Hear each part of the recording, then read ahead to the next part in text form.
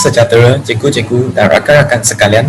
Nama saya Lo Junyang dan kami ialah wakil-wakil daripada kumpulan 18.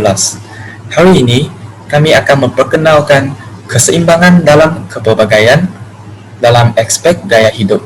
Tapi sebelum ini, marilah kita membincangkan keadaan gaya hidup rakyat Malaysia sebelum kemajuan ekonomi berlaku. Seterusnya, saya akan mempersilakan ahli kumpulan saya, Lee Ming Kang, untuk menerangkan lebih jelas tentang keadaan gaya hidup rakyat Malaysia dahulu. Selepas merdeka pada tahun 1960, pertumbuhan ekonomi masih tidak menitis terhadap rakyat dan hampir separuh rakyat Malaysia masih dalam keadaan miskin.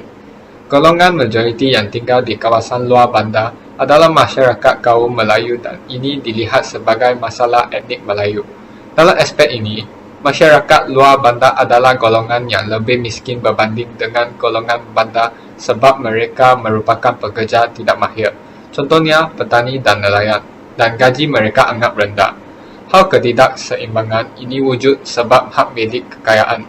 Contohnya, pada tahun 1970, golongan Cina merupakan majoriti pemilik modal saham syarikat Berhad sebanyak 27.2% berbanding dengan golongan Melayu yang hanya 2.4% adalah pemilik modal saham.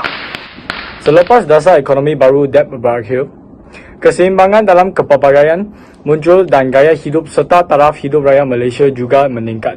Walaupun DAP menerima banyak kritik, tetapi DAP merupakan situasi yang menang-menang kepada semua rakyat. Seperti yang dikatakan, pertumbuhan dengan agihan tidak sahaja memanfaatkan golongan Bumiputera tetapi juga golongan lain.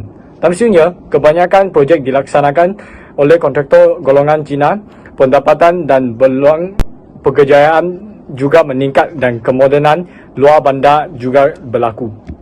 Walau berlakunya kemelesatan ekonomi pada tahun 1985 dan krisis ekonomi Asia pada tahun 1997, Malaysia berjaya mencatatkan pertumbuhan positif dan mempengaruhi pendapatan per kapita meningkat. Dengan ini, berlakunya keturunan kadar kemiskinan dan kemajuan ekonomi. Hal ini telah dilihat dari pelbagai aspek seperti kesihatan, pendidikan, pemilikan keperluan asas dan penyediaan infrastruktur.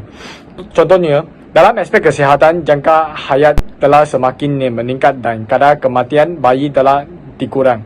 Mendekatkan tahap pendidikan pelajar dari bandar dan kampung dan menyediakan infrastruktur dan bekalan air untuk sekolah, pusat kesihatan dan sebagainya.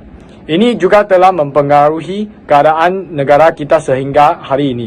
Seperti MRT, perkhidmatan pakar yang percuma dan mesin yang pakar yang canggih telah disediakan oleh KKM dan projek-projek yang signifikan untuk fasa pembangunan masa depan. Kesimpulannya, keseimbangan kepelbagaian dan gaya hidup tiga unsur tersebut mempunyai hubungan yang erat terutama untuk negara berbilang kaum seperti Malaysia. Sebelum dasar DEB atau IMK2 dilaksanakan, dasar tertentu kehidupan rakyat tidak berkembang dengan ketara dan kebanyakan orang Melayu masih dalam kemiskinan setelah kemerdekaan Malaysia. Walaupun berlakunya ketidakseimbangan antara golongan Melayu dan Cina, tetapi di bawah pelaksanaan dasar DEB itu, taraf hidup, kesihatan dan pendidikan untuk semua golongan telah meningkat. Oleh itu, walaupun DEB tidak dapat mencapai peningkatan 100% atau keseimbangan antara semua kaum, keberkesanannya memang dapat mengubah kehidupan semua rakyat dan melepaskan diri dari kemiskinan. Sekian, terima kasih.